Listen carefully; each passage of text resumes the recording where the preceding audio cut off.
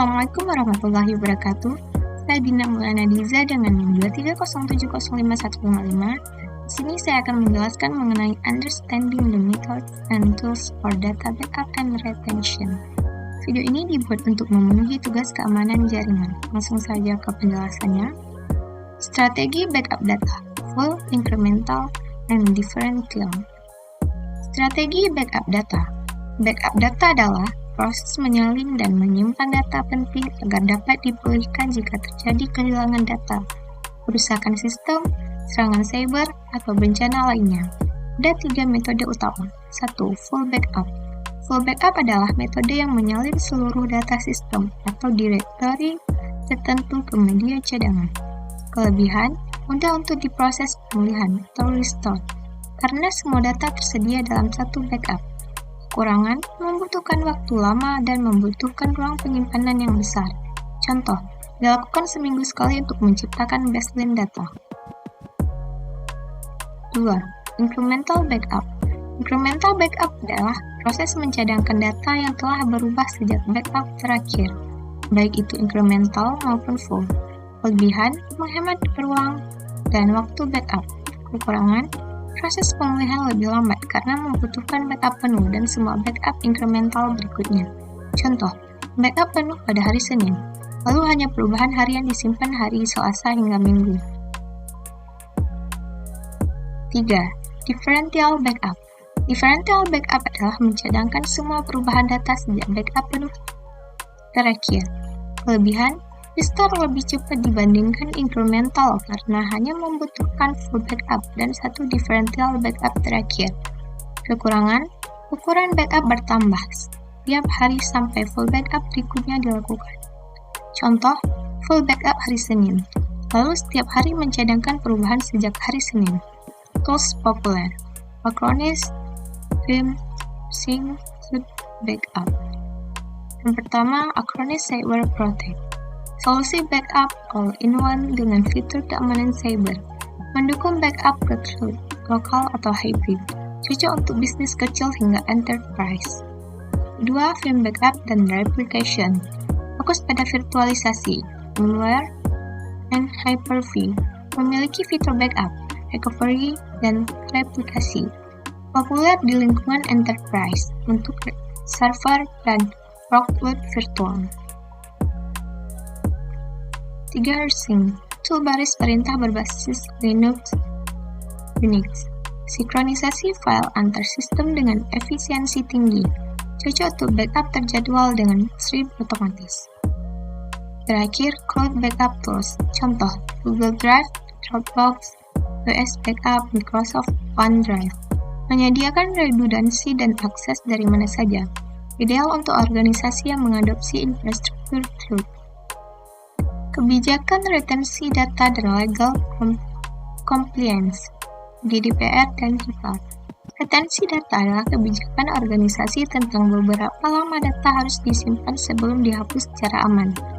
Kepatuhan hukum dan regulasi sangat penting, tergantung industri dan lokasi. 1. GDPR atau General Data Protection Regulation, ini Eropa, menekankan pelindungan data pribadi. Data harus dihapus ketika tidak lagi diperlukan, right to be forgot. Wajib menyediakan transparansi dan persetujuan eksplisit dalam pengolahan data. 2. HIPAA, Health Insurance Portability and Accountability Act, Amerika Serikat. Mengatur privasi dan keamanan data kesehatan. Data medis harus disimpan selama minimal 6 tahun. Audit trail dan enkripsi wajib untuk informasi kesehatan elektronik. Praktik umum retensi data. Email bisnis disimpan 7-10 tahun. Data keuangan disimpan 5-7 tahun untuk keperluan audit. Data proyek IT tergantung proyek, sering kali 1-3 tahun setelah selesai. Disaster Recovery Plan atau DRP dan Business Continuity Plan atau BCP. 1. Disaster Recovery Plan atau DRP. DRP adalah rencana sistematis untuk mengembalikan sistem TI dan data organisasi ke keadaan operasional setelah bencana. baik fisik seperti banjir dan gempa, atau digital seperti ransomware dan kerusakan hardware. Komponen DRP, identifikasi aset kritis, penilaian risiko dan skenario bencana, R2O, recovery point objective, jumlah data maksimal yang dapat hilang dalam waktu, uji coba berkala dan pemutakhiran dokumen. 2. Business Continuity Plan atau BCP. BCP lebih luas dari DRP. Ini mencakup strategi untuk menjaga kelangsungan operasional seluruh organisasi, bukan hanya sistem TI. Elemen BCP, penilaian dampak bisnis, Business Impact Analysis, penetapan fungsi bisnis prioritas, strategi alternatif operasional selama gangguan, misalnya kerja jarak jauh, komunikasi darurat dengan stakeholder, karyawan, dan pelanggan.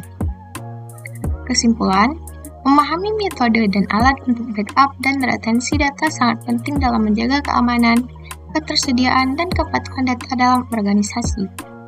3 metode utama backup, full, incremental, dan differential, memiliki kelebihan dan kekurangannya masing-masing, yang perlu disesuaikan dengan kebutuhan dan kapasitas sistem.